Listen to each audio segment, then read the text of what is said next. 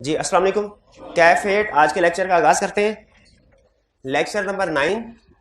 आज के लेक्चर में हम डिस्कस करने जा रहे हैं कल की होम असाइनमेंट और फिर उसके बाद probably exam point of view से हमारे पूरे ऑडिट में सबसे अहम कंसेप्ट। फिर से आज हम सीखने जा रहे हैं एग्जाम पॉइंट ऑफ व्यू से सबसे अहम कंसेप्ट, उसकी डिस्कशन करेंगे जो कि है application of professional scepticism in case studies. ये कुछ लिस्ट हैं। अच्छा, जहां कहीं आपको मैं लिस्ट की बात किया करूँ ना, आपने उसको खास तौर पे नोट करना है, क्योंकि एग्जाम में जो केस स्टडीज बना करती है ना, वो इन्हीं लिस्ट में से बना करती है। ठीक है, जो केस स्टडी बना करती है इन्हीं लिस्ट में। इससे पहले मैंने आपसे 2 लिस्ट का जिक्र किया हुआ है, उसकी 2-2 3-3 एग्जाम्पल दी हैं, कंप्लीट लिस्ट प्रोवाइड नहीं की हुई। वो जो 2 लिस्ट का जिक्र किया हुआ है वो कौन कौन सी हैं? एक है मिस स्टेटमेंट की लिस्ट, एक है इंटरनल कंट्रोल वीकनेसेस की लिस्ट। ठीक है, ये आपको प्रोवाइड आज इंशाल्लाह टाइम निकाल के ये काम भी कर देंगे हम। ठीक है, लेकिन ये आपकी ना रूटीन की असाइनमेंट होगी कि आपने हर रोज, मैं रोज रोज नहीं कहा करूंगा, आपने हर रोज इस लिस्ट में से 2-4 आइटम्स को पढ़ के थोड़ा उनके ऊपर सोचना है, 2-4 आइटम्स को पढ़ के थोड़ा सोचना है। इस तरीके से इसको लेके चलना है, इस लिस्ट को भी। और आज तीसरी लिस्ट इसमें ऐड करवा रहा हूं। ठीक है, तीसरी लिस्ट कौन सी है? प्रोफेशनल स्केप्टिसिज्म की। अगर आप केस स्टडी के एक्सपर्ट होना चाहते हैं, पूरे ऑडिट की किसी भी चैप्टर की किसी भी केस स्टडी की बात कर लें, अगर आप एक्सपर्ट होना चाहते हैं तो ये जो लिस्ट मैं आपको दिया करूंगा, आपने इसको बार बार पढ़ते रहना है और जहन में बिठाते रहना है, ताकि एग्जाम में जैसे ही कोई केस स्टडी आए आपको फौरन पता चल जाए ये वाली एग्जाम्पल तो उस लिस्ट में थी। अगर आपने ये डी कोड कर दिया एग्जाम में कि ये जो क्वेश्चन उसने सिचुएशन बनाई ना, ए बी और ये तो हमारी उस वाली लिस्ट में थी ये एग्जाम्पल, तो आपकी केस स्टडी टेक्निकली सॉल्व हो गई। क्लियर? तो 3 case studies, weakness, miss statement और स्केप्टिसिज्म की लिस्ट ऑलरेडी मौजूद है। वीकनेस की और मिस स्टेटमेंट की लिस्ट भी मौजूद है, आपकी बुक में ही मौजूद है, लेकिन मैं आपको वो पेज बताने की बजाय चाह रहा हूं अलहदा से उसको स्कैन करके एक दफा आपके साथ शेयर करूं, ताकि वो आपके पास ही लिस्ट रहे, वरना वो लिस्ट भी बुक में मौजूद है, मिस स्टेटमेंट की भी है, वीकनेस इंटरनल कंट्रोल की भी। लेकिन चूंकि एडवांस वाले चैप्टर में उसमें वर्डिंग और उसमें लिखने का स्टाइल थोड़ा डिफरेंट है, तो मैं बेसिक लेवल पे कन्वर्ट करके आपको शेयर करूंगा, आज इंशाल्लाह कर दूंगा। ठीक है। अच्छा, प्रीवियस लेक्चर में से कोई क्वेश्चन पूछना चाहते हो, या पूरे ऑडिट में से अभी तक जो कुछ हमने सीखा है कोई क्वेश्चन पूछना चाहते हो, पूछ लीजिए। शाबाश जी। फाइनेंशियल स्टेटमेंट तो दो टाइप का, एक फ्रॉड जो मैनेजमेंट सब हुआ है और एक फ्रॉड जो मैनेजमेंट ने किया है। तो जो ऑडिटर है सर, उसकी रिस्पांसिबिलिटी नहीं है कि जो फ्रॉड और मैनेजमेंट के साथ हुआ है उसको डिटेक्ट करे, लेकिन जो मैनेजमेंट ने खुद किया है, क्या ऑडिटर की रिस्पांसिबिलिटी है? देखिए, आपने फ्रॉड के हवाले से आगे फर्दर टाइप्स की तरफ नहीं जाना। ठीक है, फ्रॉड के बारे में एक हमारा डिटेल चैप्टर है, चैप्टर 19, उसमें हम डिटेल डिस्कशन करेंगे। फ्रॉड डिफरेंट तरह के लोग कर सकते हैं, बाज़ औक़ात थर्ड पार्टीज कस्टमर कर जाते हैं फ्रॉड, बाज़ औक़ात हमारे एम्प्लॉइज कर जाते हैं, बाज़ औक़ात इवन हायर मैनेजमेंट के लोग CFO CEO करते हैं। तो किस तरह के फ्रॉड में हमारा कोर्स ऑफ एक्शन क्या होगा ये हमने सीखना है, लेकिन अभी नहीं। अभी आपको सिर्फ इतना पता होना चाहिए कि auditor is responsible to obtain reasonable assurance whether financial statements are free from material misstatement. और इसमें जो लफ्ज मिस स्टेटमेंट है ना, मिस स्टेटमेंट, ये इज इक्वल टू है एरर प्लस फ्रॉड, यानी लफ्ज मिस स्टेटमेंट एरर को भी कवर करता है, फ्रॉड को भी करता है। अब ना तो आगे फर्दर एरर की टाइप्स आपने जाननी है और ना ही आगे फर्दर फ्रॉड की टाइप्स आपने जाननी है, अभी नहीं, वो बाद में एडवांस स्टेज पे जब पहुंचेंगे फिर आपको एक्सप्लेन करूंगा। क्लियर जी? तो मुझे बताइए, case study point of view से अहम कंसेप्ट क्या ऐसा पॉसिबल है? क्या ऐसा पॉसिबल? जी पॉज कीजिएगा जी, कीजिए स्टार्ट।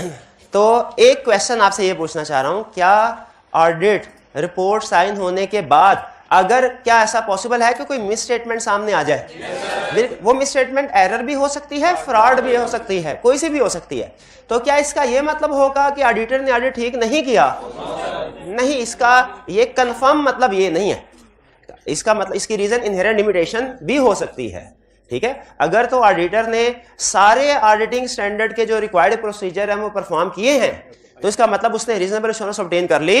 रीजनेबल एश्योरेंस ऑब्टेन करने के बाद अगर कोई मिस स्टेटमेंट सामने आती है, ऑडिटर उसके लिए रिस्पॉन्सिबल नहीं होता है। ठीक है, तो ऑडिटर की रिस्पॉन्सिबिलिटी क्या है? रीजनेबल एश्योरेंस की, एब्सोल्यूट एश्योरेंस की नहीं। और रीजनेबल एश्योरेंस कैसे पता चलता है कि ऑडिटर ने रीजनेबल एश्योरेंस ऑब्टेन कर लिया कि नहीं कर लिया? हाँ जी, अगर ऑडिटर ने सारे ISAs के जो रिक्वायर्ड प्रोसीजर्स हैं वो सारे परफॉर्म कर लिए तो उसका मतलब उसने रीजनेबल एश्योरेंस ऑब्टेन कर ली। और अगर एक रिक्वायर्ड प्रोसीजर भी परफॉर्म नहीं किया, एक प्रोसीजर भी अगर छोड़ा ना, अगर उसने एक, बाकी सारे किए, एक छोड़ दिया, तो उसने रीजनेबल एश्योरेंस ऑब्टेन नहीं की।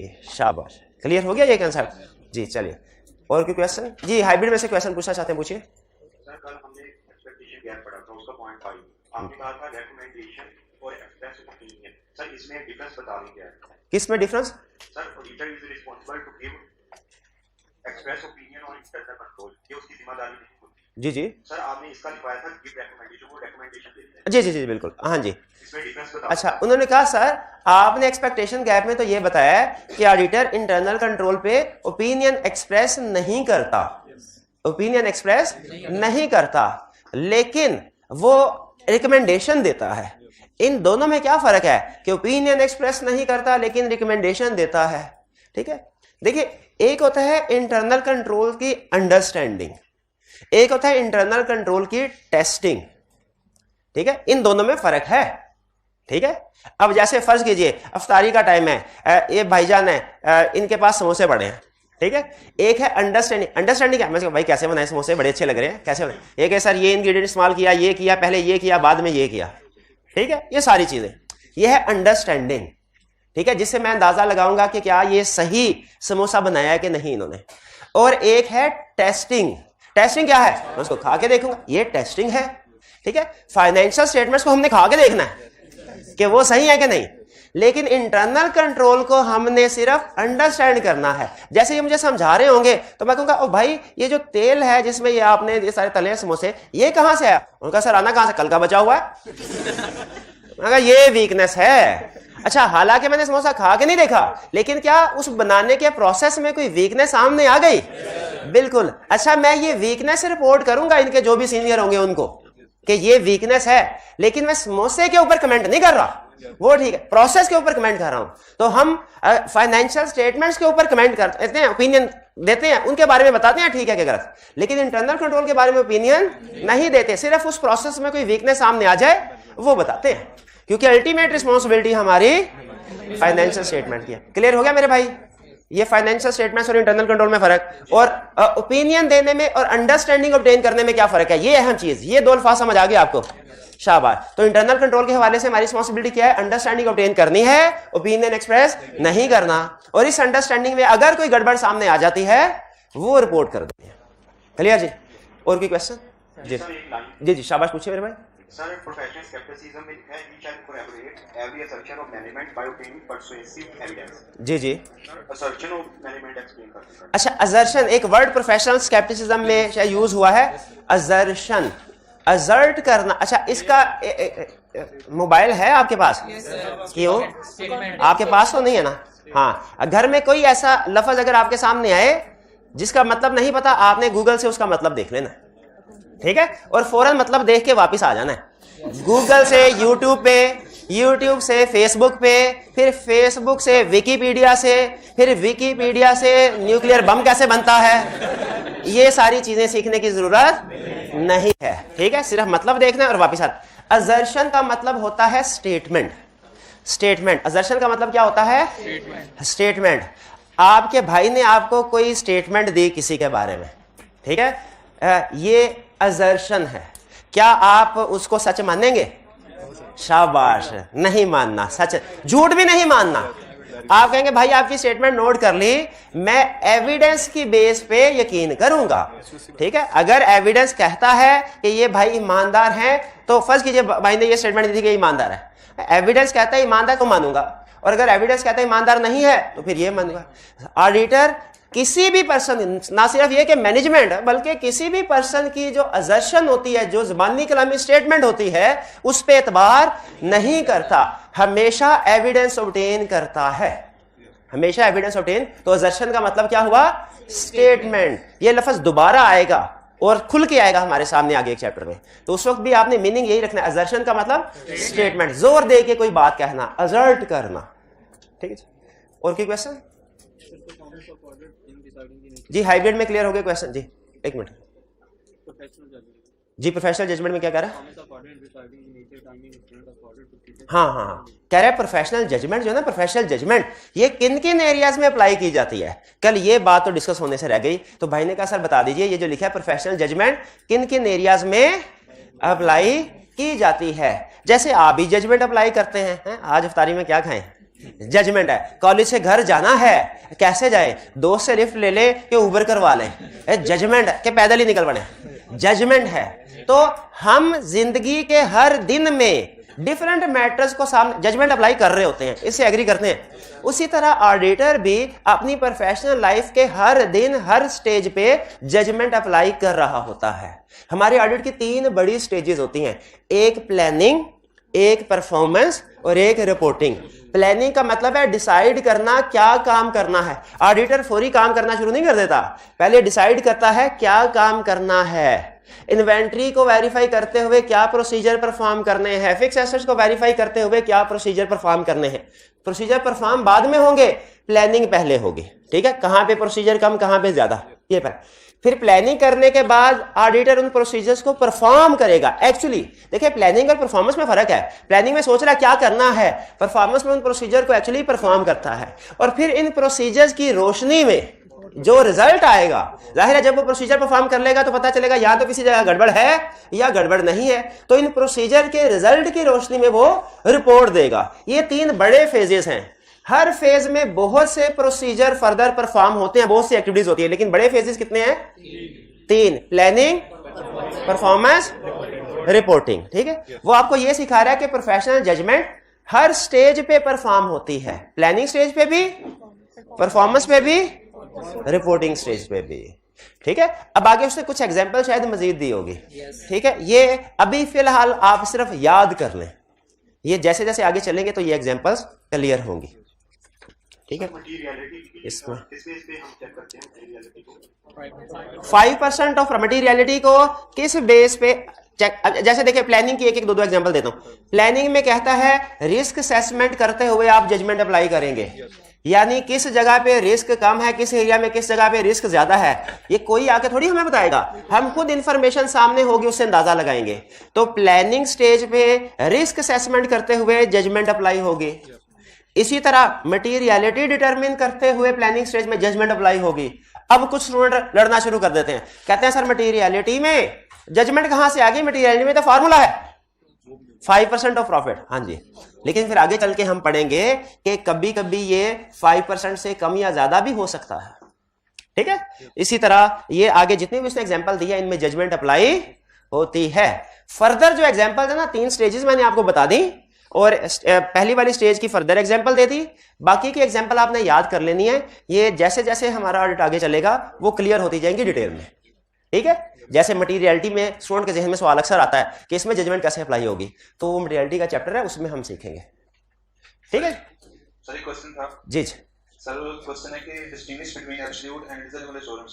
जी जी उसके आगे कहता है कि identify the type of assurance that is expected in an audit of financial statements. जी जी, यहां तक तो समझ आ गई, लेकिन आगे कहता है कि clearly outline the reason to justify your point of view. हाँ जी, वो असल में कह रहा है कि आप बताइए ऑडिट में कौन सी एश्योरेंस एक्सपेक्ट की जाती है, रीजनेबल क्या एब्सोल्यूट, रीजनेबल।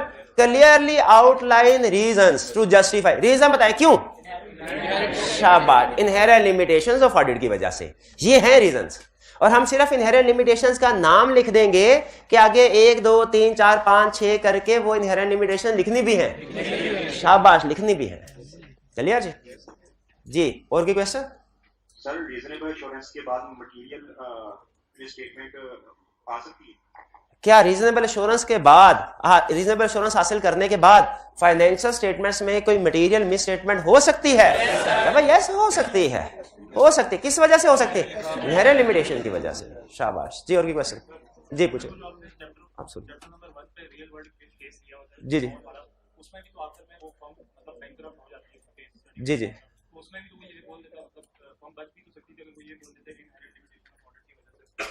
अच्छा इनका क्वेश्चन ये है कि सर चैप्टर 1 के एंड पे आपने जो रियल दी हुई है ना, उसमें केस स्टडी पढ़ी, उसमें उसने बताया कि एक ऑडिटर ने ऑडिट किया था लेकिन उसके बाद कोई मिस स्टेटमेंट सामने आ गई, ठीक है। तो वो उसमें जब मिस स्टेटमेंट सामने आई तो उसके बाद ऑडिट फर्म जो है वो बैंकरप्ट हो गई, प्रैक्टिस छोड़ दी।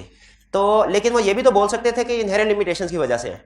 देखिए सिर्फ बोलना काफी नहीं होता, चेकिंग भी होती है उसकी। तो वहां पे जो कोड था उसने बकायदा चेकिंग की थी कि क्या रीजनेबल एश्योरेंस इन्होंने ऑब्टेन किया कि नहीं, और पता चला था कि कुछ रिक्वायर्ड प्रोसीजर्स हैं इन्होंने परफॉर्म नहीं किए, जिसकी वजह से उसे कॉन्सिक्वेंसेस भुगतना पड़े थे। ठीक है, जैसे उनमें से एक बड़ा जो वायलेशन थी ना आईएसएस की, वो मैं आपको बता दूं। आईएसए ये कहते हैं कि आपने जो भी प्रोसीजर परफॉर्म किए हैं ना, जो भी प्रोसीजर परफॉर्म किए हैं, आपने उनकी डॉक्यूमेंट्स मेंटेन करनी है, उनको लिख के रखना है। जैसे मैं आपसे कहता हूं असाइनमेंट किया आपने, सारे कहेंगे किया है, जब मैं कहूंगा दिखाएं तो आधे स्टूडेंट कहेंगे सर घर रह गई है। तो स्टैंडर्ड कहता है something not documented is something not done. आपने जो काम भी करना है ना हमेशा डॉक्यूमेंट जरूर करना है। उस फर्म ने कुछ प्रोसीजर परफॉर्म नहीं किए थे और उसकी डॉक्यूमेंट्स नहीं थी उनके पास। जब जज ने पूछा कि ये प्रोसीजर परफॉर्म किया, उन्होंने कहा किया है। जज ने कहा डॉक्यूमेंट्स, उन्होंने कहा डॉक्यूमेंट्स तो हमारे पास कोई नहीं है। तो जज ने कहा इसका मतलब है, अब ये थोड़ी सी ना टेक्निकल डिस्कशन है, जज ने कहा इसका मतलब है आपने प्रोसीजर परफॉर्म ही नहीं किया। फर्म कह रहे ना ना सर आप ये नहीं कह सकते हमने प्रोसीजर परफॉर्म नहीं किया, किया है, डॉक्यूमेंट नहीं किया। तो जज ने कहा डॉक्यूमेंट नहीं किया तो मुझे कैसे पता चलेगा प्रोसीजर परफॉर्म किया कि नहीं किया? कहता है नहीं सर, आप हम पे प्रोसीजर ना परफॉर्म करने का इल्जाम ना लगाएं, आप हम पे डॉक्यूमेंट्स ना मेंटेन करने का इल्जाम लगाएं। अब आप खुद बताएं जज क्या करता? वो पाकिस्तान थोड़ा होता है ना, वो जो फॉरेन जज है ना वो समझ जाते हैं कि ये बंदा बहाना बना रहा है। उन्होंने कहा नहीं भाईजान, अगर आपने प्रोसीजर परफॉर्म किए, एविडेंस ले आए तो हम मानेंगे, एविडेंस नहीं लेके आए तो हम नहीं मानेंगे। ठीक है, इसीलिए उस फर्म ने रीजनेबल एश्योरेंस ही ऑब्टेन नहीं की थी। याद रखें, जब कभी ऑडिट रिपोर्ट साइन होने के बाद मिस स्टेटमेंट सामने आती है तो सबसे बड़ा क्वेश्चन होता है कि ऑडिटर जिम्मेदार है कि नहीं।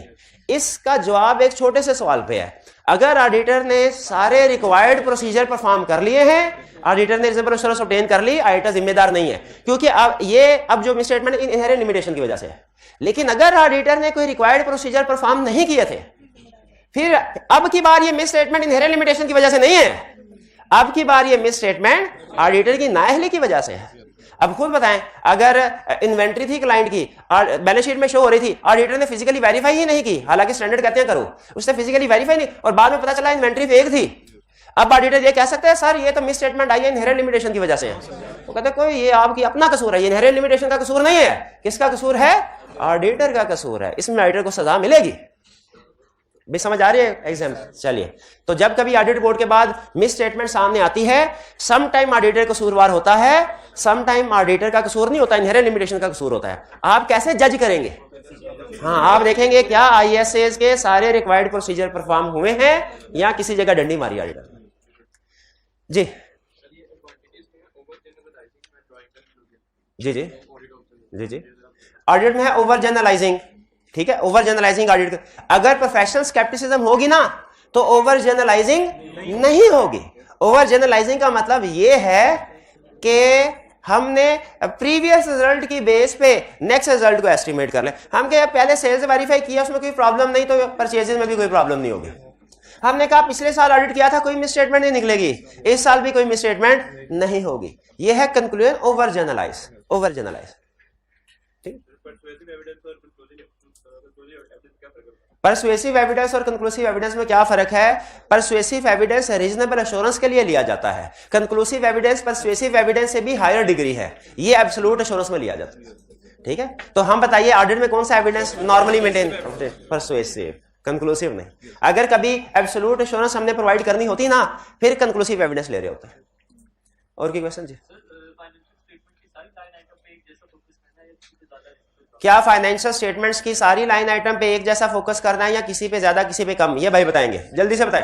हाँ जी, किसी पे ज्यादा किसी पे कम। अगला सवाल, कैसे पता चलेगा किस पे ज्यादा किस पे कम? रिस्क की बेस पे। जिस पे रिस्क ज्यादा उस पे प्रोसीजर ज्यादा, जिस पे रिस्क कम उस पे प्रोसीजर कम। अच्छा, ये जो रिस्क असेस होता है ये कैसे असेस करते हैं हम? अंडरस्टैंडिंग ऑफ इंटरनल कंट्रोल से। ये आपको एक दफा छोटा सा सिस्टम बताया था, काउंटिंग सिस्टम। जैसे किसी भी सिस्टम में 3 स्टेज होते हैं ना, इनपुट, प्रोसेसिंग, आउटपुट। तो हमारा जो काउंटिंग का सिस्टम होता है, इनपुट प्रोसेसिंग आउटपुट पढ़ा होना कहीं। हमारा काउंटिंग का सिस्टम होता है, उसमें इनपुट होती है ट्रांजैक्शंस, प्रोसेसिंग होती है इंटरनल कंट्रोल जिसे ट्रांजैक्शन गुजरती हैं, और आउटपुट क्या होता है? Financial statement. चेक हमने इसको करना है, लेकिन इसको चेक करने से पहले इसमें रिस्क असेसमेंट ढूंढनी है। ये रिस्क कैसे आएंगे? अंडरस्टैंडिंग ऑफ इंटरनल कंट्रोल से और understanding of entity and transaction से। इसकी याद रखिएगा, अहम कंसेप्ट दे रहा हूं आपको, इंटरनल कंट्रोल की अंडरस्टैंडिंग से भी रिस्क आता है और एंटिटी और ट्रांजैक्शंस की ट्रांजैक्शंस की अंडरस्टैंडिंग से भी रिस्क असेस होता है। ठीक है, दोनों तरह से रिस्क। बेसिक कंसेप्ट सिर्फ अभी इतना रखें। ठीक है, कल शायद मैंने एग्जांपल दी थी, अगर इन्वेंट्री आपकी कीमती है तो उसमें चोरी होने का रिस्क है, वो रिस्क उसकी अपनी नेचर की वजह से है, नेचर ऑफ ट्रांजैक्शन की वजह से। और अगर सीसीटीवी कैमरा वगैरह नहीं लगाए हुए मैनेजमेंट ने तो भी चोरी का रिस्क है, लेकिन वो रिस्क इंटरनल कंट्रोल। ठीक है, तो रिस्क असेसमेंट इंटरनल कंट्रोल से भी होती है और किसी से नहीं होती, सिर्फ यही दो है। आगे चल के तीसरी चीज कोई नहीं आएगी पूरे वर्ल्ड में, सिर्फ यही दो। अगर आप कहें तो इसका नाम बता दूं दोनों रिस्क का, क्या रहने दे। इंटरनल कंट्रोल की अंडरस्टैंडिंग से जो रिस्क आता है उसे कहते हैं control risk. Control risk, control risk. और nature of entity and transaction से जो रिस्क आता है, इसको अंडरस्टैंड करने से जो रिस्क आता है उसे कहते हैं inherent risk. INHERE, inherent risk. Inherent risk. अच्छा, अब इस इनहेरेंट रिस्क को आपने इनहेरेंट लिमिटेशंस ऑफ ऑडिट के साथ मिक्स नहीं करना। लफ्ज इनहेरेंट का मतलब होता है वो चीज जो हमेशा मौजूद रहेगी। इनहेरेंट लिमिटेशंस ऑफ ऑडिट का मतलब वो लिमिटेशन जो दुनिया के हर ऑडिट में मौजूद रहेंगी। इनहेरेंट रिस्क का मतलब वो रिस्क जो के ट्रांजैक्शन में हमेशा मौजूद रहेंगे। जैसे जब कभी क्रेडिट सेल की ट्रांजैक्शन होगी हमेशा रिस्क मौजूद रहेगा बैड डेट का। ठीक है, तो ये इनहेरेंट रिस्क है, ये इनहेरेंट रिस्क है। ठीक है जी जी जी जी sir, advantages of professional scepticism में लिखा हुआ है कि professional scepticism ensures that auditor does not use inappropriate assumption. जी जी, तो सर अप्रोप्रिएट असम्पशंस की कोई एग्जांपल दे। इनअप्रोप्रिएट वो कहता है प्रोफेशनल स्केप्टिसिज्म में लिखा हुआ है कि ऑडिटर इनअप्रोप्रिएट असम्पशन को यूज नहीं करता। इनअप्रोप्रिएट का मतलब यही है, क्लाइंट ने कहा हमारे फिक्स एसेट्स की लाइफ होगी 50 ईयर्स, हमने कंप्यूटर खरीदा, उसकी लाइफ होगी 50 ईयर, 2% से डेप्रिशिएट करेंगे। ये एप्रोप्रिएट असम्पशन है कि इनअप्रोप्रिएट? इनअप्रोप्रिएट। तो बताइए इसकी एप्रोप्रिएट असम्पशन क्या होगी कि 3 साल के करीब लाइफ हो। 3 साल के करीब लाइफ होना ये एप्रोप्रिएट असम्पशन है और ज्यादा लाइफ होना इनअप्रोप्रिएट। क्लियर जी मेरे भाई, क्लियर हो गया? ओके चलिए जी।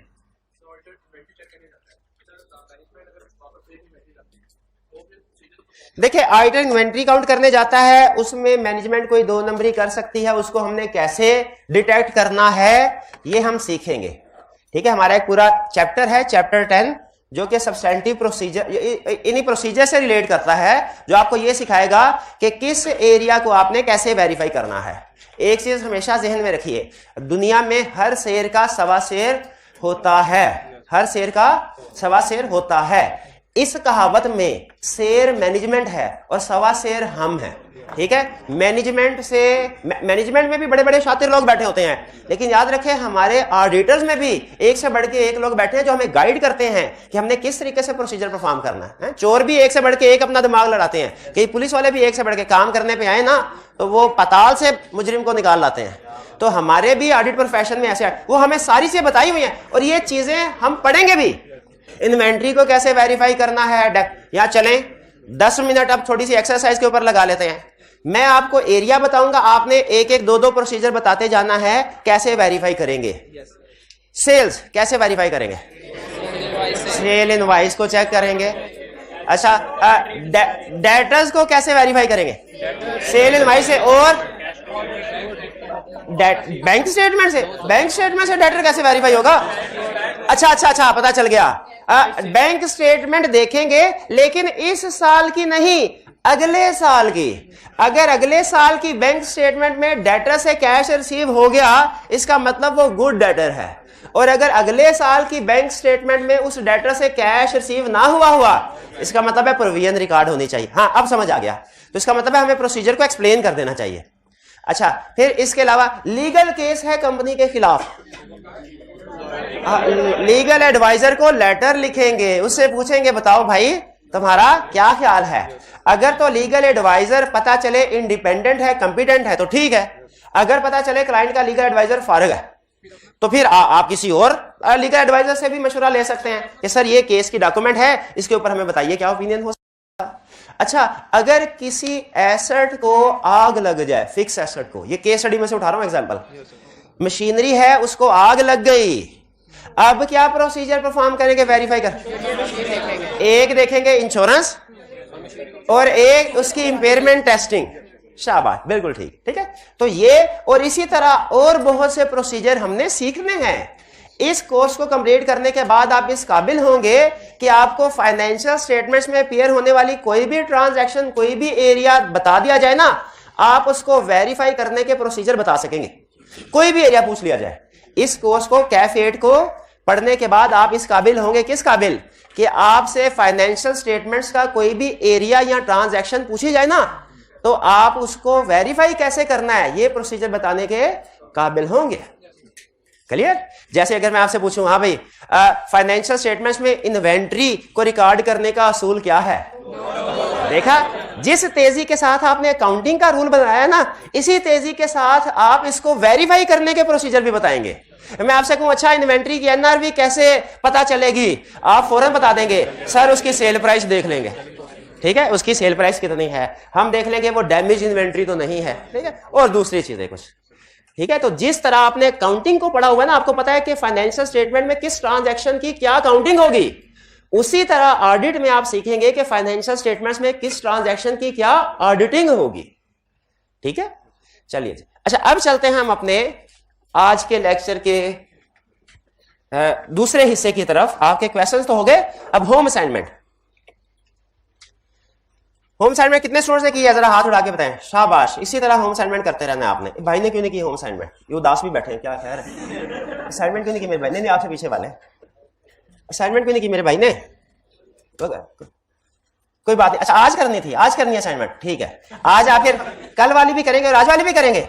तो जब आप एक दिन में एक असाइनमेंट नहीं कर सके तो अगले दिन 2 असाइनमेंट कैसे करेंगे? ये गुत्थी सुलझ जाए जरा। है वो मैथ पढ़ा, मैथ में मैंने यही पढ़ा था कि एक दिन में एक काम, अगर एक दिन में पूरा काम अगले दिन डबल थोड़ी होगा, कि आज डबल एफिशिएंसी के साथ करेंगे। अच्छा, शाबाश, कल आपकी 0% एफिशिएंसी थी, है आज 200% हो जाएगी। ऐसे ही है भाई, एक दिन में एक असाइनमेंट नहीं की, अगले दिन 2 असाइनमेंट करेंगे, इसका मतलब ये नहीं निकलता।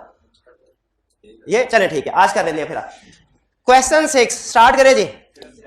रिक्वायरमेंट, सारी किताब एक तरफ, पास पेपर का क्वेश्चन एक तरफ। इसका एक एक लफ्ज, वैसे तो किताब में भी एक एक लफ्ज आपको पता होना चाहिए, लेकिन क्वेश्चन का एक एक लफ्ज का मतलब आपको पता हो। और मैं आपको बता दूं, आई कैप इस पेपर में हल्का हल्का और दूसरे पेपर में ज्यादा कुछ इंग्लिश की वोकैबुलरी के लफ्ज ऐड कर रहा है जो इससे पहले उसने नहीं किए थे कभी। कुछ इंग्लिश की, तो आप अपनी इंग्लिश की वोकैबुलरी को थोड़ा सा बढ़ाएं। वो कुछ ऐसे अल्फाज यूज कर लेता है जो इंग्लिश में मुश्किल, एग्जाम में बैठ के एक ऐसा लफ्ज आ गया ना जो मुश्किल है, जिसका मतलब नहीं पता, उस लफ्ज का। अच्छा, इंटरेस्टिंग बात बताऊं, वो जो लफ्ज था उसकी इंप्लीकेशन नहीं थी केस स्टडी पे, यानी वो कोई टेक्निकल लफ्ज, कोई टेक्निकल लफ्ज होता तो हम आपको क्लास में बताना देते, लेकिन स्टिल क्वेश्चन में ऐसा लफ्ज आ जाए ना, दिमाग उधर ही अटक जाता है। इसका मतलब क्या है? आपकी थिंकिंग पावर कम हो जाती है दूसरी चीजों की तरह। तो एग्जाम के क्वेश्चन में वो कुछ ऐसे अल्फाज यूज कर रहा है जो थोड़ा डिफिकल्ट है, इंग्लिश रूटीन में इस्तेमाल नहीं होते। तो आप थोड़ा प्रोफेशनल लिटरेचर को रीड किया करें, कोशिश करें। 6, explain the term expectation gap in the context of an audit.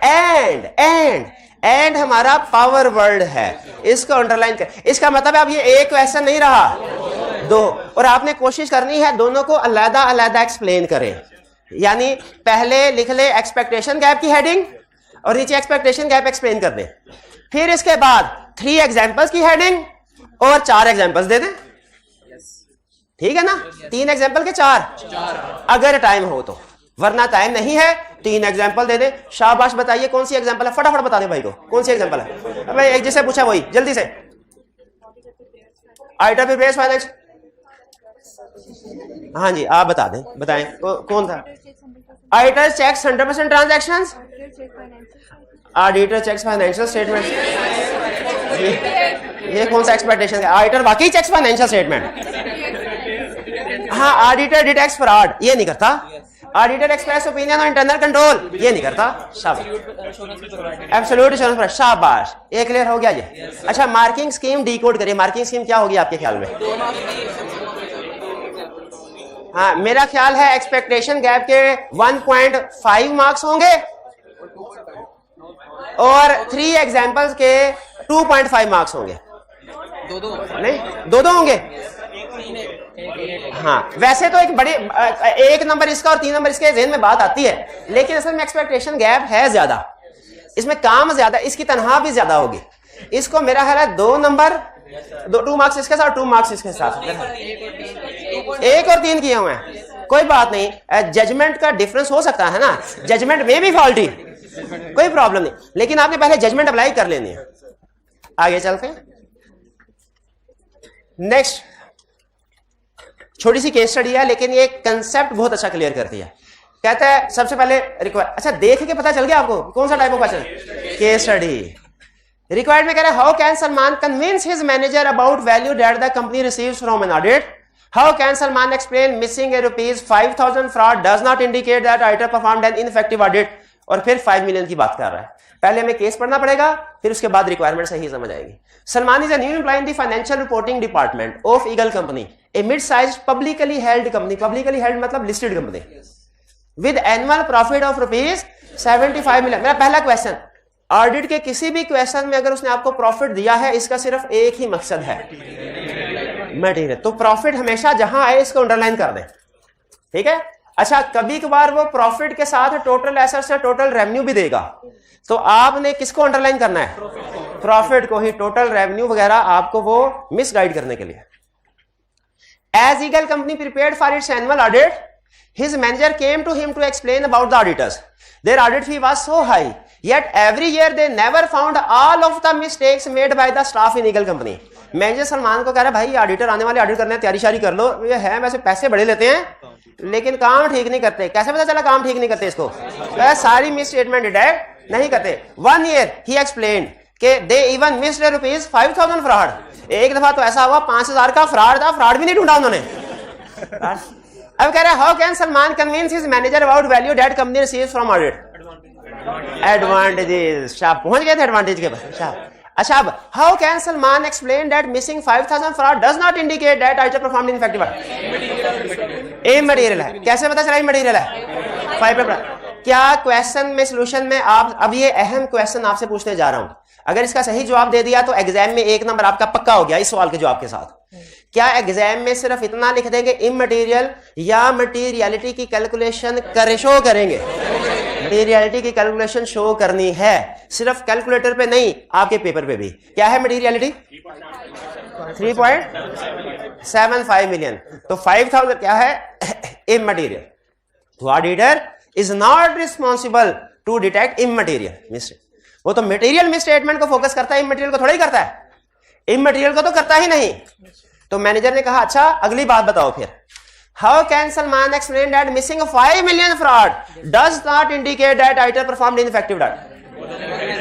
5 million तो मटेरियल है ना, ये हाँ, अगर इनहेरेंट लिमिटेशन की वजह से ये डिटेक्ट नहीं कर पाया तो ऑडिटर का कसूर नहीं है।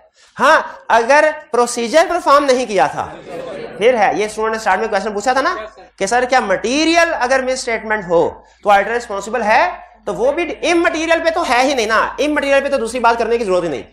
मटेरियल पे भी हम बताएंगे if reasonable assurance obtained no responsibility of auditor, if reasonable assurance not obtained yes responsibility of auditor, responsible है।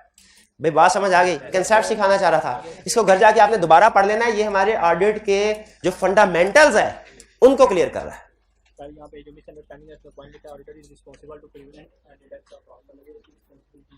हाँ जी, फ्रॉड को प्रिवेंट या डिटेक्ट करना ऑडिटर की रिस्पॉन्सिबिलिटी नहीं है, ये मैनेजमेंट की रिस्पॉन्सिबिलिटी है। ऑडिटर की रिस्पॉन्सिबिलिटी है रीजनेबल एश्योरेंस।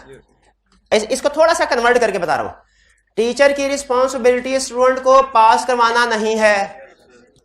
टीचर की रिस्पॉन्सिबिलिटी क्या है? सारे सिलेबस की तैयारी करवाना। अब ये लफ्ज़ बात कि अगर सारे सिलेबस की तैयारी टीचर करवाएगा, स्टूडेंट करेगा तो ज्यादातर स्टूडेंट पास हो जाएंगे। अलहदा बात। लेकिन अगर एका दुका स्टूडेंट आगे कहता है कि सर आपने तैयारी करवाई, मैंने तैयारी की भी, फिर भी फेल हो गया, तो आपने अपना काम सही, ड्यूटी सही नहीं दी आपने, तो क्या वो ठीक कह रहा है? इसी तरह अगर हमारी रिस्पॉन्सिबिलिटी पास फेल यानी फ्रॉड डिटेक्ट करने ना करने की नहीं है, किसकी है?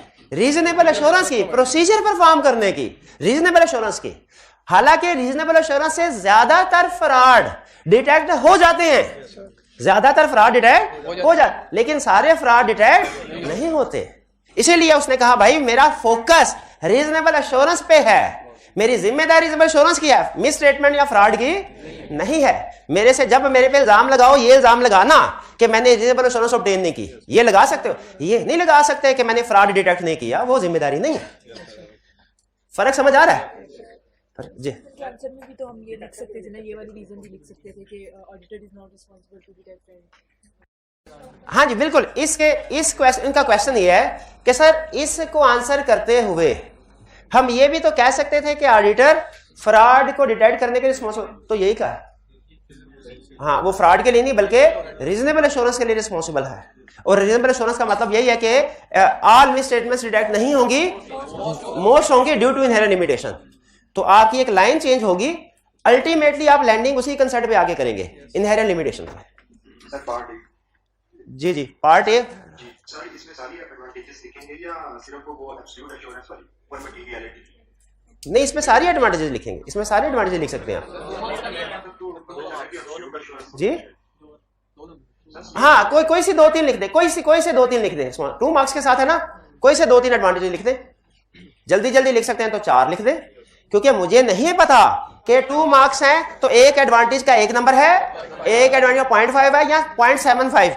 पास्ट पेपर में डिफरेंट अटेम्प्ट्स में सेम आंसर को उसने डिफरेंट मार्क्स एलोकेट किए हुए हैं, इसलिए एग्जाम में आपको जजमेंट अप्लाई करना पड़ती है। लेकिन सर वैल्यू को देखते हुए तो यही लग रहा है कि एब्सोल्यूट एश्योरेंस को पूछ रहे हो। नहीं, एब्सोल्यूट एश्योरेंस का यहाँ पे नहीं पूछ रहा। सर वैल्यू इधर वर्ड लिखा हुआ है about value that company receives from an audit, benefits ही पूछ, मुझे बेनिफिट्स ही लग रहे हैं भाई। चले आ जाए, बस इतना, ज्यादा ना सोचे। Briefly explain the concept professional scepticism. Past paper का क्वेश्चन आई आपके बुक में भी 3 मार्क्स के साथ बता देंगे। जो स्टूडेंट पूरी डेफिनेशन सुनाएगा प्रोफेशनल स्केप्टिसिज्म की 50 रुपये इनाम। शाबाश, बताएं जल्दी। Attitude, questioning mind, alert to condition that may be an indicative of a fraud, that indicate possibility, fraud या वो error। हाँ जी, लास्ट में था कि critical assessment of the conclusive। हाँ, critical assessment of evidence। 1 रुपया भी नहीं, क्योंकि मैंने आपको ये बताया था कि जब किसी कंसेप्ट के नीचे जो मटेरियल लिखा हुआ है ना, वो सारा मटेरियल उसका हिस्सा है। और आप हमेशा यही गलती करते हैं, जहां पे स्पेस आ गई तो समझते हैं कंसेप्ट यहां खत्म हो गया, आगे तो कोई और कंसेप्ट स्टार्ट हो रहा है। क्या प्रोफेशनल स्केप्टिसिज्म के नीचे स्पेस के बाद कोई और लाइन भी लिखी थी? वो भी प्रोफेशनल स्केप्टिसिज्म का हिस्सा है ना। आप मुतमिन होकर बैठ गए थे, अब ना कहें सर अभी बाकी क्वेश्चन है, ये अब अगली अटेम्प्ट काउंट होगी। आगे चलते हैं जी। अच्छा, अब है सिचुएशन। अच्छा, ये भी एक और है। Aslam is a junior member of your audit team. During an informal discussion with your team member, Aslam has inquired you about the reasons of emphasizing a professional skepticism when the honesty and integrity of management is not questionable based on prior experience. Briefly respond to inquiry of Aslam. इसमें सबसे बड़ा decision जो करना है वो ये कि पूछ क्या रहा है। मेरा ये ख्याल है कि वो प्रोफेशनल स्केप्टिसिज्म को कह रहा है एक्सप्लेन कर दो, ये नहीं कह रहा, वो ये नहीं कह रहा मुझे बताओ प्रोफेशनल स्केप्टिसिज्म क्या होता है। कह रहे जब क्लाइंट पास में ऑनेस्ट है तो इस साल प्रोफेशनल स्केप्टिसिज्म क्यों अप्लाई कर रहे हैं। हाँ, ये प्रोफेशनल स्केप्टिसिज्म के एडवांटेजेस की बात कर रहा है। ठीक है कि प्रोफेशनल स्केप्टिसिज्म ये ओवर जनरलाइज ना हो जाए कहीं, इसलिए अप्लाई करना है। हाँ जी, ओवरलुक ना कर ले अनयूजुअल सर्कमस्टेंसेस को। और तीसरा क्या था? इनएप्रोप्रिएट असम्पशंस को एक्सेप्ट नहीं करना। अच्छा, अब आपको मैंने बताया पूरे ऑडिट में सबसे अहम कंसेप्ट, ठीक है। इस लिस्ट को समझने के बाद आप एक सेमी ऑडिटर बन जाएंगे अगर आपने इसको समझने का लफ्ज इस्तेमाल किया, पढ़ने का नहीं किया। इस लिस्ट को समझने के बाद आप सेमी ऑडिटर बन जाएंगे। ये लिस्ट है क्या? बेसिकली ये लिस्ट बताती है कि जब आप किसी क्लाइंट पे ऑडिट करने के लिए जाएंगे तो वहां पे आपको कुछ अजीबोगरीब सी सिचुएशंस, अनयूजुअल सिचुएशन, ऐसी सिचुएशन जो पिछले साल के मुकाबले में इस साल थोड़ी डिफरेंट हैं, नजर आएंगी। क्या आपको ऐसी अनयूजुअल सिचुएशंस को इग्नोर कर देना चाहिए या इन्वेस्टिगेट करना चाहिए? ये सिंगल मैसेज है कि ऑडिट के दौरान में इनमें ये सारी सिचुएशन मशकूक हैं, यानी ये किसी ना किसी अनयूजुअल सिचुएशंस की तरफ, पॉसिबिलिटी ऑफ मिस स्टेटमेंट की तरफ इशारा कर रही हैं। आपने अब देखना यह है कि किस वाली सिचुएशन से हमारे ऑडिट में क्या प्रॉब्लम आ सकती है। एक चीज पक्की है कि इनमें से हर एग्जाम्पल की वजह से हमारी फाइनेंशियल स्टेटमेंट्स ऑडिट में कोई ना कोई प्रॉब्लम आएगी। अब आपने जो ब्रेनस्टॉर्मिंग करनी है वो ये कि किसी एक रीजन, जैसे रीजन नंबर 1 या रीजन नंबर 2, इसकी वजह से हमारी फाइनेंशियल स्टेटमेंट्स में क्या प्रॉब्लम आ सकती है। ठीक है जी। अच्छा, पहले मैं तरतीब को ना थोड़ा आगे पीछे कर रहा हूं, कुछ एग्जांपल्स आज डिस्कस, क्योंकि मैं इनको डिटेल में डिस्कस करना चाह रहा हूं। जैसा मैंने कहा पूरे ऑडिट में सबसे अहम तरतीब थोड़ी आगे पीछे करूंगा, इजी टू डिफिकल्ट लेके जाने की कोशिश। आपने टिक करते जाना है कि यही एग्जांपल हमने पढ़ ली है, ये रह गई है। अनयूजुअल ग्रोथ ऑफ सेल्स, पिछले साल की निस्बत इस साल सेल्स अनयूजुअली हाई है। सारी इंडस्ट्री में ग्रोथ 10% है, हमारे क्लाइंट की सेल 25% से बड़ी है। हाँ जी, फेक सेल्स को ओवरस्टेट किया होगा, सेल्स को ज्यादा रिकॉर्ड किया होगा, खास तौर पे मुझे लगता है साल के एंड पे किया होगा, क्योंकि साल के एंड पे जब टारगेट अचीव नहीं होते ना, तो तब कोशिश होती है मैनेजमेंट की कि वो इसको पूरा करे, टारगेट्स को पूरा करे। क्रेडिट सेल भी बिल्कुल ज्यादा हो सकते हैं।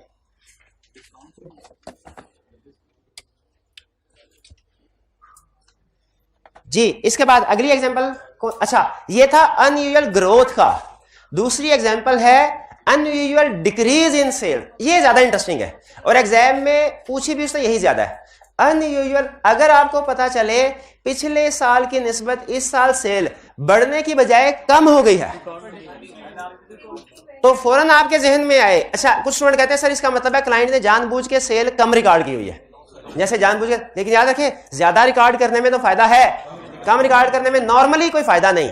इसीलिए अगर कम रिकॉर्ड की गई है तो आपने सोचना क्या है, ये क्लाइंट की इन्वेंट्री बिक नहीं रही, ये क्लाइंट की इन्वेंट्री बिक नहीं रही, ऑब्सोलीट हो गई है। अगर इन्वेंट्री ऑब्सोलीट हो गई है तो इसका मतलब क्या, इसको एनआरबी पे रिकॉर्ड करना है। अच्छा, अब यहां पे मजीद आगे कंसेप्ट को लेके जा रहा हूं। अगर तो आपका ट्रेडिंग बिजनेस है ना, यानी इन्वेंट्री खरीद के बेचते हैं, फिर यहीं पे कहानी खत्म हो जाएगी कि इन्वेंट्री बिक नहीं रही, सेल कम है, इसका मतलब क्या, इन्वेंट्री नहीं सेल हो रही, इसको एनआरबी पे राइट डाउन करें। और अगर ये मैन्युफैक्चरिंग बिजनेस है तो इसका मतलब ये हुआ कि जो मशीनरी ये इन्वेंट्री बना रही है उसकी प्रॉफिटेबिलिटी भी कम हो गई, इंपेयरमेंट लॉस रिकॉर्ड करना पड़ेगा उस पर भी। क्लियर हो गया आपको? तो ये दो चीजें हैं। पहली चीज क्या है कि डिक्रीज इन सेल की वजह से इन्वेंट्री पे रिस्क आपने डिस्कस करना है, और दूसरा फिक्स एसेट्स की इंपेयरमेंट पे रिस्क डिस्कस करना है। ये रिलेशनशिप समझ आ रहा है? डिक्रीज इन सेल का इन्वेंट्री के साथ क्या रिलेशनशिप है समझ आ रहा है, और फिर फिक्स एसेट्स के साथ क्या रिलेशनशिप है समझ आ रहा है। ये केस स्टडी में आपने यही पिक करना है। आगे चलते हैं। टैक्स कम करने के लिए नहीं हो सकती भाईजान, वो उसके लिए अलग रूल्स होते हैं। नहीं नहीं हो सकती है, मैं ये नहीं कहता नहीं हो सकती, लेकिन ज्यादा चांस क्या होता है कि क्लाइंट अपने प्रॉफिट को ओवरस्टेट तो करेगा, अंडरस्टेट। आपने पूरे ऑडिट में यही असम्पशन लेके चलना है कि क्लाइंट को जब वो फाइनेंशियल स्टेटमेंट का हेरफेर करना चाहेगा ना, तो प्रॉफिट को ओवरस्टेट करेगा, अंडरस्टेट नहीं। यही असम्पशन लेके पूरा ऑडिट सीखना है। ठीक है। अच्छा आगे चलते हैं आप इसके अलावा। और हाँ, मैनेजमेंट, ये भी आई कैप की फेवरेट, ये भी आई कैप की ये भी फेवरेट थी, बहुत फेवरेट, ये भी बहुत favourite. Management bonus based on financial performance. अच्छा, आपको अकाउंटिंग में आपने क्वेश्चन इस तरह किया है कि manager is entitled to a commission of 10% of profit. याद रखें, ये ऑडिट में बहुत बड़ा फ्रॉड रिस्क फैक्टर है इस तरह की पॉलिसी अनाउंस करना। क्यों भला? हाँ जी, क्योंकि अगर मैनेजर का जो रिम्यूनरेशन है, कमीशन या बोनस, वो आपने लिंक किया है सेल के साथ, तो वो कोशिश करेगा सेल ज्यादा से ज्यादा हो, सेल ओवरस्टेट करेगा। और अगर बोनस लिंक किया है प्रॉफिट के साथ, तो वो प्रॉफिट को ओवरस्टेट करने की कोशिश करेगा। पहले कोशिश करते हैं ये लोग जेन्युइन तरीके से प्रॉफिट हो, जब नहीं होता तो फिर ओवरस्टेट करने। जितना ज्यादा प्रॉफिट ओवरस्टेट, बोनस मिलेगा। ये एक बहुत बड़ा रिस्क फैक्टर है, ये बार बार आएगा हमारी केस स्टडी में एडवांस की। ये दोनों क्लियर। अच्छा, significant transaction at year end, year end के करीब बड़ी बड़ी ट्रांजैक्शंस हो। अच्छा, एक आपको वो आधा गिलास भरा आधा खाली एग्जांपल दी है एग्जांपल। अच्छा सुन ले फिर आगे। एक कंपनी का ईयर एंड है 31 दिसंबर, शुरू के 11 महीनों में उसकी टोटल सेल है 11 मिलियन, और जब साल खत्म हुआ तो टोटल सेल हो गई 15 मिलियन।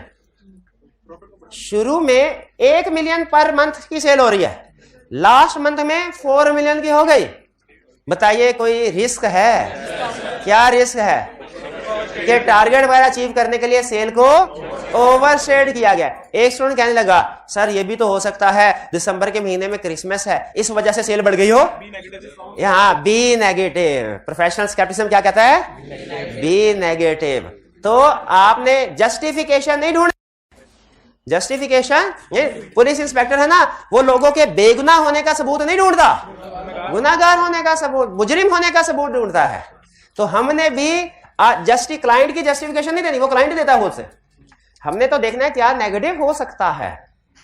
तो ये significant transaction at year end, ये इंडिकेशन है कि फाइनेंशियल स्टेटमेंट में मिसस्टेटमेंट हो सकती है इंडिकेशन। चलिए अच्छा मुझे बताइए, बहुत एडवांस क्वेश्चन है।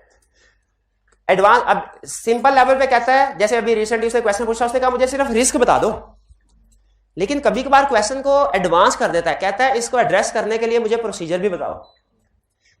इस रिस्क को पता करने के लिए कि वाकई मिसस्टेटमेंट है कि नहीं, क्या प्रोसीजर होगा? शाबाश जी, कंफर्मेशन लेटर सेंड करेंगे। कंफर्मेशन लेटर क्या होता है? ये मैंने पढ़ाया हुआ कभी? नहीं भाई ये नहीं पढ़ाया हुआ।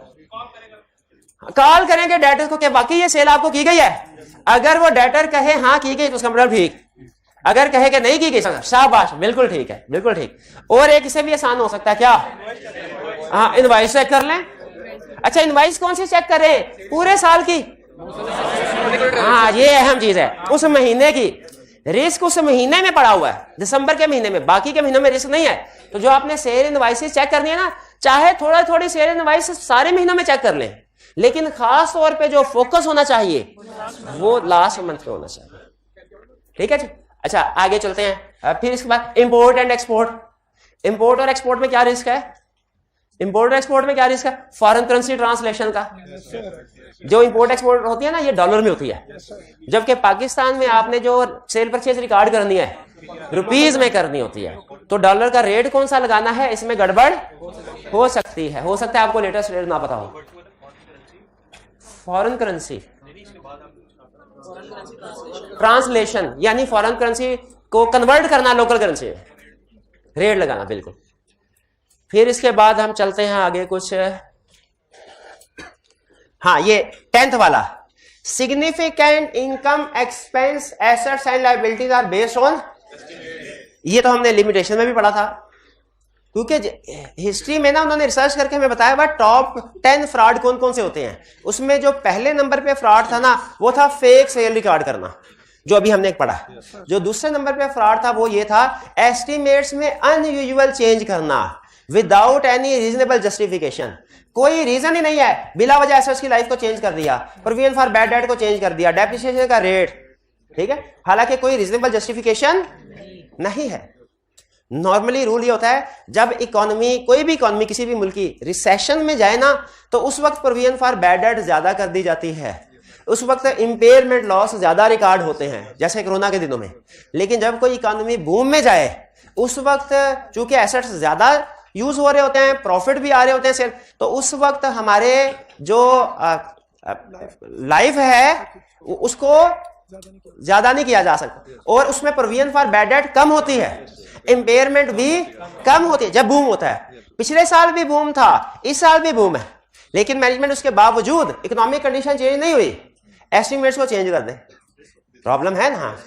और फिर कहे गलत साबित करके दिखाओ, सर हमारा ये एसेट हमारा ख्याल है 30 साल चलेगा। हमने कहा भाई नॉर्मली 10 साल चलता है। उन्होंने कहा नहीं ये वाला 30 साल चलेगा, साबित करके दिखाए गलत। कर सकते हैं तो टाइम मशीन में जाके फ्यूचर में देखना पड़ेगा ये कितने साल चला है। अभी ये प्रोसीजर इम्पॉसिबल है परफॉर्म करना, नहीं कर सकते। तो रीजनेबल बेसिस पे जजमेंट अप्लाई करते हुए क्या कहेंगे लेकिन जो जजमेंट या एस्टिमेट्स वाली गलतियां होती है ना, ये साबित करना एज ऑडिटर हमारे लिए मुश्किल होता है। इसीलिए वो एस्टिमेट्स में ऊंच नीच करते रहते हैं मैनेजमेंट। ये 10 वाला क्लियर हो गया। अच्छा फिर सुन लीजिएगा, लैक ऑफ कंपिटेंस और इंटेग्रिटी इन मैनेजमेंट और एम्प्लॉय। मैनेजमेंट और एक कंसेप्ट अगर आप इजाजत दें तो इसमें ऐड करूं, ठीक है। टाइम कितना रह गया हमारा? 10 मिनट। अच्छा चलें, अभी नहीं, अभी थोड़ा आगे चल के आगे चैप्टर 3 में। मैनेजमेंट और एम्प्लॉय में फर्क आपको पता है वैसे? कौन हायर पोजीशन पे होता है और कौन? बिल्कुल ठीक है। कंपिटेंस और इंटेग्रिटी में फर्क पता है आपको? आपके पास एक बंदा जॉब करने के लिए आया, उसमें कंपिटेंस इंटेग्रिटी एक चीज है एक नहीं है। आप क्या पसंद करेंगे? क्या हो? इंटेग्रिटी हो। कंपिटेंस को सिखाया भी जा सकता है, इंटेग्रिटी नहीं सिखाई जा सकती। कंपिटेंस नहीं है ना किसी में, वो करेगा एरर। इंटेग्रिटी नहीं है किसी में, वो करेगा फ्रॉड। तो अगर मैनेजमेंट या एम्प्लॉय में क्वेश्चन में कह दे वो कंपिटेंट नहीं है, इनएक्सपीरियंस है, तो आप क्या कहेंगे? इससे भी रिस्क ऑफ मिसस्टेटमेंट बढ़ेगा। कौन से वाला? एरर वाला। और अगर मैनेजमेंट में इंटेग्रिटी नहीं है, इसमें क्या? Risk of fraud. अच्छा आपको एक इंटरेस्टिंग कंसेप्ट बताता हूं। स्टैंडर्ड कहता है कि कोई भी क्लाइंट आपसे ऑडिट करवाने के लिए आए ना, तो आपने देखना है क्या मैनेजमेंट में इंटेग्रिटी है कि नहीं। अगर मैनेजमेंट में इंटेग्रिटी है तो क्लाइंट को एक्सेप्ट करें, अगर मैनेजमेंट में इंटेग्रिटी नहीं है तो क्लाइंट को एक्सेप्ट ना करें। मेरे आपके 2 क्वेश्चन है इसमें।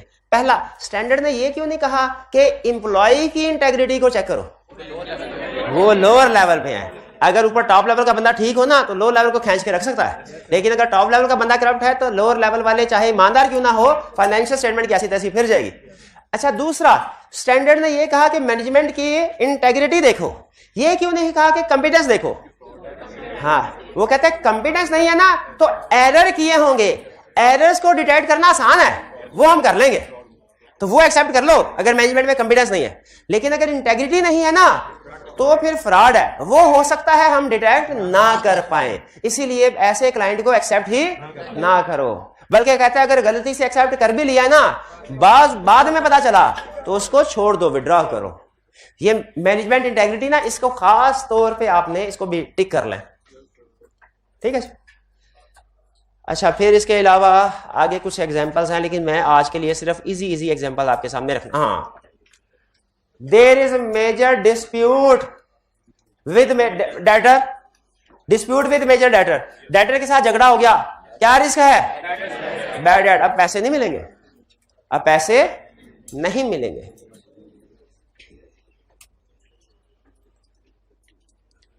अच्छा फिर इसके अलावा हाँ जी 13, 14, 15 ये इजी है। इन्वेंट्री इज हेल्ड एट, हमारे कुछ कंपनीज ऐसी होती हैं सारे का सारा स्टॉक एक ही लोकेशन पे होता है, कुछ कंपनीज ऐसी होती हैं डिफरेंट लोकेशन पे। जैसे डिपार्टमेंटल स्टोर है, कोई चेन ऑफ डिपार्टमेंटल स्टोर है, तो इन्होंने हर स्टोर डिपार्टमेंटल, जो कराची में डिपार्टमेंटल स्टोर है इधर भी स्टॉक रखा होगा, लाहौर में भी। तो मुझे बताइए एक ही लोकेशन पे सारा स्टॉक हो तो चेक करना आसान है या डिफरेंट लोकेशन पे? एक ही लोकेशन पे, ठीक है। डिफरेंट लोकेशन पे हो तो बाज़ औक़ात क्लाइंट उसमें हेर फेर कर देता है, इधर का स्टॉक दूसरी लोकेशन पे पहुंचा देता है, दूसरे वाला तीसरे। तो inventory is held at various location. अच्छा, और inventory is held with third party. अगर इन्वेंट्री क्लाइंट के पास नहीं है, थर्ड पार्टी का, जैसे इन्वेंट्री परचेज कर ली लेकिन अपने गोदाम में जगह नहीं है और उसे कह दिया भाई अपने पास रखो, मुश्किल हो जाएगा ना।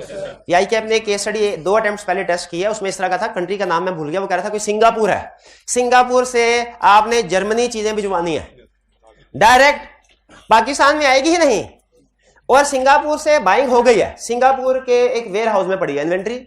बताइए कैसे वेरीफाई करेंगे? मुश्किल है ना थोड़ा। पाकिस्तान में होता तो भाग के चेक कर लेते, सिंगापुर क्या करें, भाग के नहीं तो उड़ के चेक कर लें, ये भी ऑप्शन है, चले जाए पहुंच जाए, लेकिन इसका खर्चा काफी होगा। दूसरा क्या है, उस सप्लायर से कंफर्म कर लें। वो क्या कहा था भाई ने, क्या लफ्ज़ इस्तेमाल किया था आपने, कंफर्मेशन लेटर भेज के फोन करके, दोनों कर लें। उस सप्लायर से पूछना क्या वाकई हमारे क्लाइंट का स्टॉक आपके पास है, और तीसरा वहां के कोई जो हमारा पेटी भाई है वो उसको फोन करके यार हमारे भी यहाँ पे तुम चेक करके ना वर्किंग पेपर भेज दो, हमें डॉक्यूमेंट्स भेज दो। तो ये कुछ तरीके हैं बहरहाल, लेकिन वेरीफाई करना होगा मुश्किल। फिर physical count was done at balance sheet date, not at balance sheet. Balance sheet date पे इन्वेंट्री काउंट हुआ हो, बहुत आसान, वही फिगर टक करके बैलेंस शीट में आ जाएगी। लेकिन अगर स्टॉक काउंट किसी वजह से बैलेंस शीट डेट 31 दिसंबर नहीं 15 जनवरी को हुआ है या 15 दिसंबर को हुआ है, तो ये 15 तारीख का स्टॉक कर दे बैलेंस शीट में। क्यों? Year and. तो कैसे करें ईयर एंड? 15 जनवरी को स्टॉक काउंट हुआ, बैलेंस शीट में 31 दिसंबर का बैलेंस आना है, कैसे करें? रिवर्स वर्किंग करके, हैं, रोल बैक करके, रिकंसिलिएशन, बिल्कुल रिकंसिलिएशन। और अगर 15 दिसंबर को स्टॉक आउट हुआ है तो रोल फॉरवर्ड करके। लेकिन बैलेंस शीट में 31 दिसंबर का है। तो अगर मुझे खुद सोच के बताए, एक सिचुएशन 31 दिसंबर में कोई स्टॉक आउट हुआ है, दूसरी सिचुएशन आगे पीछे किसी डेट पे हुआ है, किसमें मुश्किल है वेरीफाई करना? आगे पीछे। यही समझा रहा है आपको। फिर अगर 15 दिसंबर को काउंट हुआ है तो फिर 31 दिसंबर को दोबारा कर सकते हैं। लेकिन अगर 15 जनवरी को हुआ है तो फिर तो दोबारा नहीं ना कर सकते, टाइम मशीन अभी नहीं जाग हुई। 14 addition to fix assets during the year. अगर बहुत से फिक्स एसेट्स खरीदे, आपको रेक्टिफिकेशन फाइल का टॉपिक किया हुआ है अकाउंटिंग में? उसमें एक होता था कि sale of fix asset credited to sale account, या बात कहता था अकाउंटिंग में इस तरह की कि कोई फिक्स एसेट खरीदा है तो उसमें कैपिटल एक्सपेंडिचर होते हैं, उनको एक्सपेंस आउट कर दिया, या जिनको एक्सपेंस आउट करना था उनको कैपिटलाइज कर दिया। क्या फिक्स एसेट खरीदे तो रेवेन्यू और कैपिटल एक्सपेंडिचर की मिस क्लासिफिकेशन हो सकती है? भाई होती है कि नहीं? अकाउंटिंग में सीखा हुआ ना। तो ये हमारा रिस्क है, ये हमारा रिस्क है कि ने कहा ना इस साल। आपको एक एग्जांपल बताता हूं। एक हॉस्पिटल का ऑडिट करने के लिए गए, तो हॉस्पिटल अभी हमारे घरों में तो आपको पता ना बाज़ औक़ात 15-15, 20-20 कोई कंस्ट्रक्शन वगैरह नहीं होती, कोई रेनोवेशन नहीं होती। हॉस्पिटल में चूंकि एनवायरनमेंट ऐसा होता है